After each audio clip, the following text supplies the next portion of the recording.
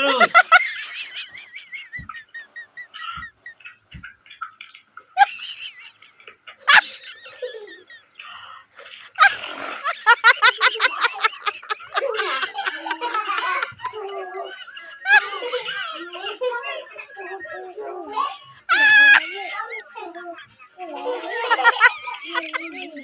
Thay đổi kiểu lắc mông quay người xem nào cứ lắc tay.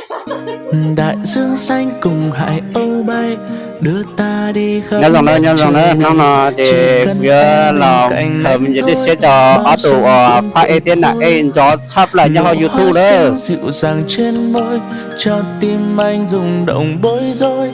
Trời xanh với mây ngàn kéo tôi yêu mất tôi người ơi. Sạch quá. Tôi đó. Ok. Ok nào vậy? Đi tôi đó. Sạch gì? Sạch hơn. Ok.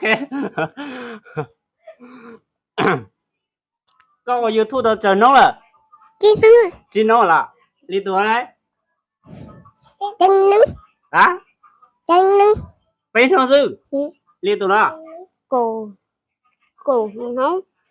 Còn nó là ok liền là cho phát ATM là là giờ tôm gì đấy xe nữa nè hắn nói giờ tụi phát A còn cho sắp là nhau lưu YouTube ốp trên này gặp lô nữa tụi nó trẻ tụi ô tô YouTube bên không sư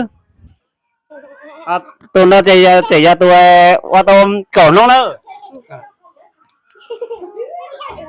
ta chưa